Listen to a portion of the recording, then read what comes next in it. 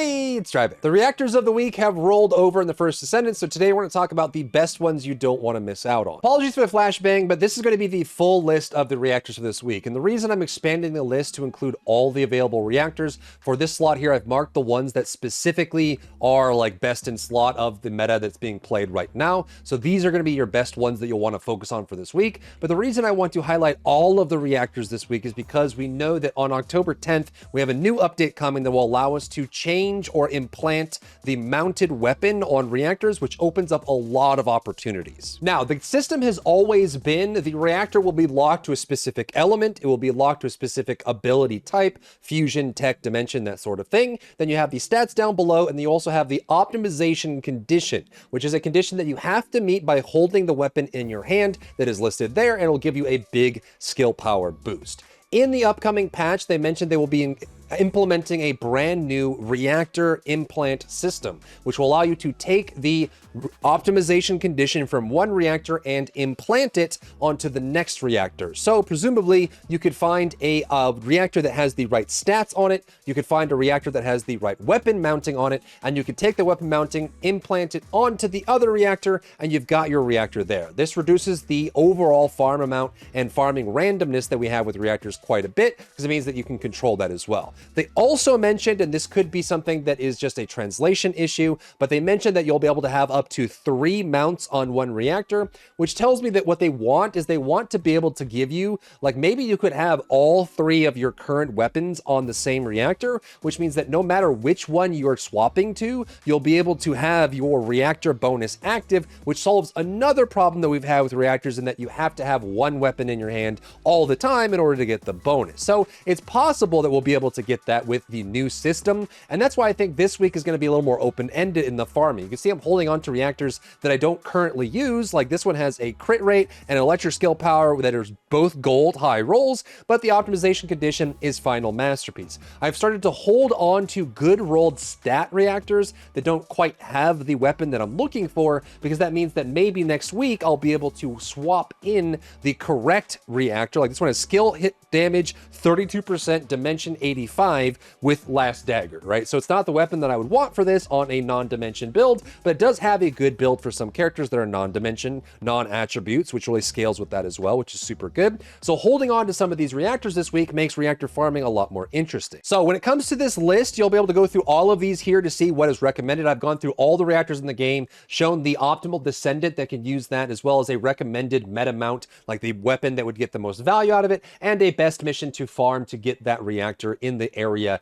that you're looking for. The ones at the top here that have the BIS checkmark on them, these are the ones that are in the current meta of the game before the implant system, best in slot for a lot of builds. And there's some really good ones in here you may want to farm this week, but just keep your mind open as there might be more opportunities going into the October 10th patch. Starting with Hailey, we have some really good reactors this week. And one thing to keep in mind when we talk about Hailey or we talk about Viessa, the Frost Watcher is a chill-based scout rifle coming next week's update as well. It is a scout rifle that gives both chill power and reduces enemy chill resistance. So it's very possible that many of the Viessa builds and the mobbing dimension Hailey build will swap to the Frost Watcher next week. However, it doesn't mean you can't farm for it now, because we could just get reactors after the fact that have Frost Watcher and then implant those onto stat reactors that you already have or ones that you farm this week. Starting with the Destruction in Kingston, there's a chill special rounds dimension reactor. This is great for mobbing Hailey, which uses her first ability to build up stacks and does a bunch of AoE damage. Keep in mind that she's also getting a Transcendent mod next week, which is going to cause her debuff to cause enemies to explode in chill damage. So not only is the mobbing build with Clairvoyance still very good right now, it's about to get even better with a Transcendent mod and possibly even with Frost Watcher to make it even stronger. So if you wanted to pre-farm one of these,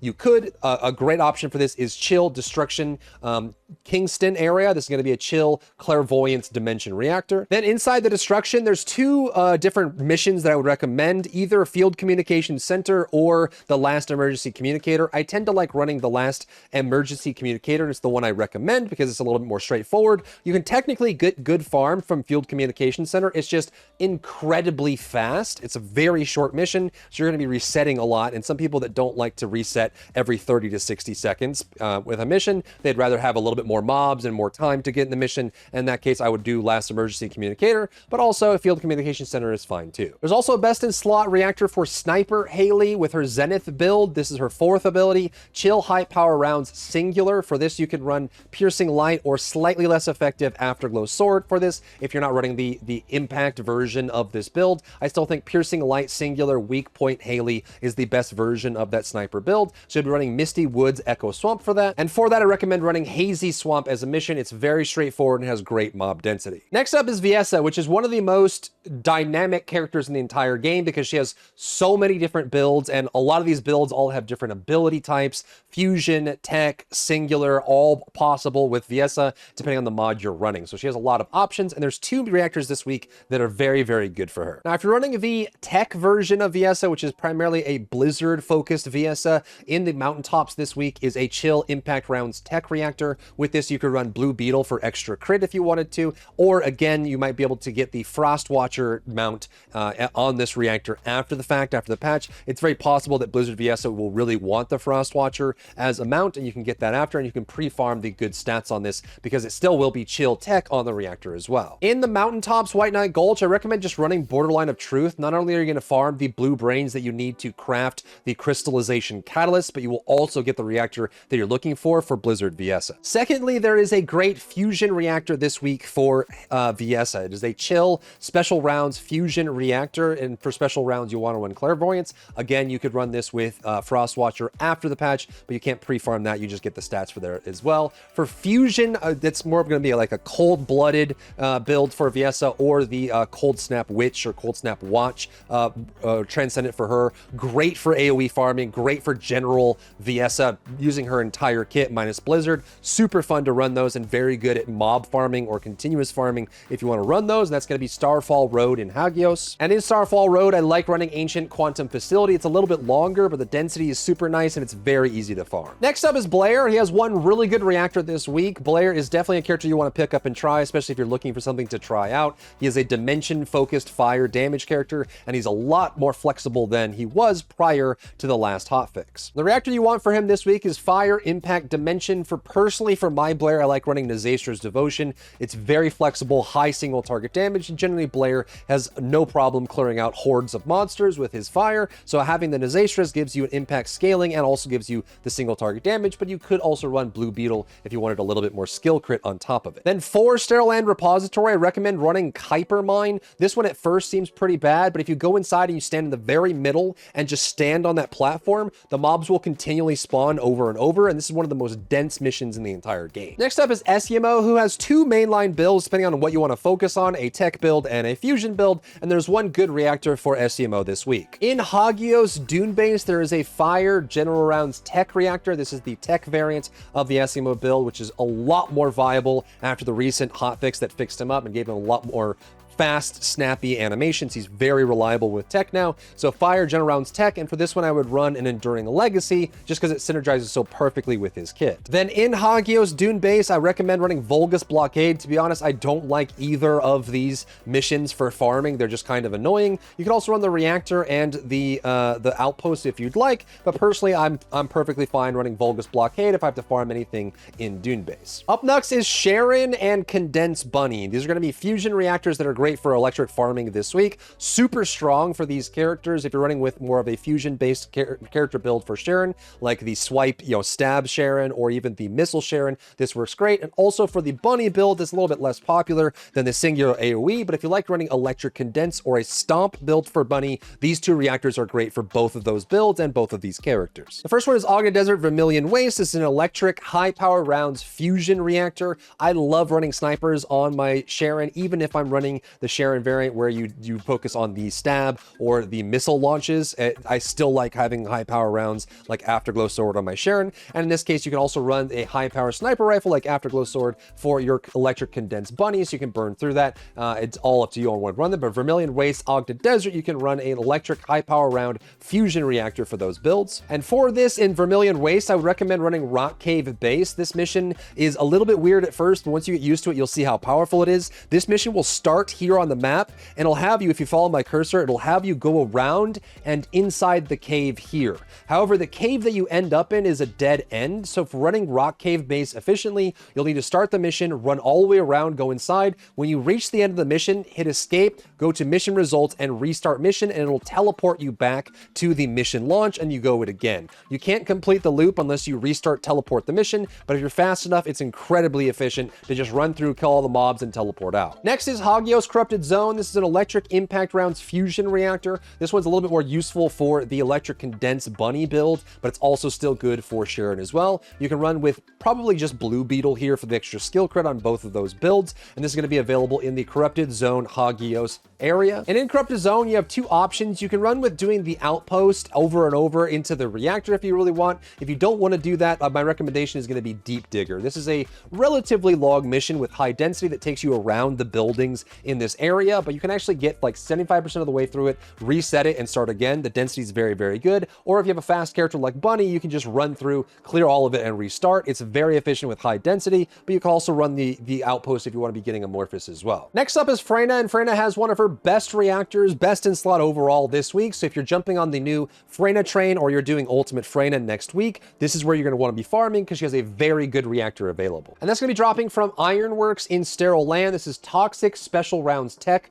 All of Freyna's main damage is tech damage and toxic, and for this you can run Secret Garden, which is her best in slot for all but like one or two of her builds. Secret Garden just scales extremely well with her build, and it's also one of the best weapons in the game in general. So it does great weapon damage. It has extra damage scaling and skill power and firearm attack scaling as well, and all of it synergizes perfectly. So you want a toxic Secret Garden mounted tech reactor from this area, but again, you can get the right stats and then put Secret Garden on it later. Inside Ironworks is one of the kind of below average zones. All three of these missions are not great for farming in general, but my recommendation for this is just going to be Weapon Processing Facility. I think this is the least annoying in this zone. There isn't like a perfect win for this, but because the reactor is so good and important, I would recommend still farming it, and my recommendation is Weapon Processing Facility. This week, there's also a great Ajax/Kyle reactor to pick up. It's super strong. Hopefully with some changes to Kyle coming, we'll be able to get him even stronger. He got some buffs that allowed his builds to function a little bit differently than before, and in some cases going to be super strong, depending on how you utilize them. So getting a great Ajax Kyle best in slot reactor for jumping jacks, slam jacks, or all of the Kyle builds, primarily around that, is going to be super good. And that's going to be available here in Kingston Grand Square. This is a non-attribute special rounds tech reactor, which is great for jumping jacks or slam jacks if you want to have that option for Ajax. And for Kyle, if you're running the tech variant, which is his primary build right now, you'll want to run Secret Garden because it scales excellently with both of them. Not only do both those characters have a way to deal with Secret Garden, but they also have special resources that allow them to build it up using Secret Garden, which is super nice as well. So non-attribute Secret Garden tech reactor in Grand Square, Kingston. And my favorite mission in this one is going to be Kingston Surveillance Radar on the far left side, the west side of this zone. Super easy, very fast. Next up is Gley, and she has two of her most popular builds having reactors this week. The Crunch or AoE, a skill-based build, has a great reactor this week, as well as Gun Gley, is what, like in different forms. The Python Gley as well as the Executor Gley have reactors this week. And Vesper's Timberfall is a perfect reactor for the Crunch or Snap Gley because she does this animation and a big AoE goes off. That's why I call it Crunch Gley. But non-attribute impact rounds Dimension. Dimension is perfect for Gley, and for this you want to run a Peacemaker mount because it allows her to build up that extra non-attribute damage and give burst damage on her weapon as well. It's a perfect reactor for that build. But you can also run this for Jaber, Kyle, or Enzo, depending on what build you want to run. If you want to run the Dimension Kyle, Jaber is perfect for this as well, and some Enzo builds can use this too. Then for the perfect spot in Timberfall, I used to recommend this one up here, but I actually really like Timberfall Power Facility. The only reason I didn't like this before is because you have to keep picking up the little bombs that the enemies drop and implanting them. But once you get into the rhythm of picking them up and putting them into the spot where the bomb goes on a very regular cadence, the drop rate on this mission is incredibly high. So again, you have to get over the hurdle of getting used to killing. There's like 3 elites that each drop a bomb. You have to pick up the bomb, put it on the pedestal, and do it. It feels kind of chunky, but once you get used to it and you're efficient at it, the drop rate of reactors in this mission is absurdly high. So this is my new recommended mission for this area. Then in Fortress, the Aurora Forest, there is a non-attribute high power round Dimension reactor, which you can use for the Executor build on Gley. This is the brand new build, this incredibly high burst damage that allows her to spam infinite ammo on the Executor for weak point damage on Colossi, insane burst. And this one is in the Aurora Aurora Forest. Now, Aurora Forest is not my favorite for farming. In general, you have two missions. The top one is a payload mission, which kind of sucks, and the bottom one is a delivery mission, which also kind of sucks. Snowy Heights is the best option, in my opinion, for this. You just run until so kill as many mobs as you can until about 2 minutes, then reset the mission and start over, because the last 2 minutes are quite slow for the drop, and some of these spawn rates are limited by how many of the drops you turn into the collector, which makes this mission a little less efficient. But the best way I found to farm this, if you're looking for a reactor in Aurora Forest, is just to run Snowy Heights, run until there's 2 minutes left on the mission, reset it, start it again, and make sure you clear out everything up until that point. Lastly, we have a great reactor for Drybear, Valby, and Gley that you'll want to pick up this week if you play any of those. This is going to be in Hagios forward base. It's a non-attribute general rounds dimension reactor. You can run with this with Python Gley if you want to run that variant of her build. You can also run with this with Drybear for good scaling, and if you're running just general farming Valby, you can run with this reactor as well, with an Enduring Legacy or a Python, depending on what you're trying to run. Inside of forward base, most of these missions are actually pretty decent, but my two favorite are the anti-aircraft defensive position and the cargo management zone. Both of these have you fighting your way up a tower, and there's lots of spawns all the way up, but my favorite overall is anti-aircraft defensive position, because the last few waves of this mission are incredibly dense with high drop rate. It takes a little bit longer than clearing out the cargo management zone, but once you finish it, you'll get a bunch of drops at the very end. So that's what we've got for the week. It's a pretty light week, but if you're looking for specific reactors like the Freyna reactor, Blair, Esiemo, some of the Viessa reactors, as well as the Snowpiercer Hailey reactor, all of those are very good. And I do want to push people towards the Crunch Gley build because it's super fun. With Peacemaker, it's super strong as well. So if you haven't tried it out, go check it out as well. Those are the reactors of the week. If you found value in today's video, leave a like down below, leave a comment for the algorithm to help this video get seen by more people. And don't forget to check out my other channels for other content and other stuff and other things.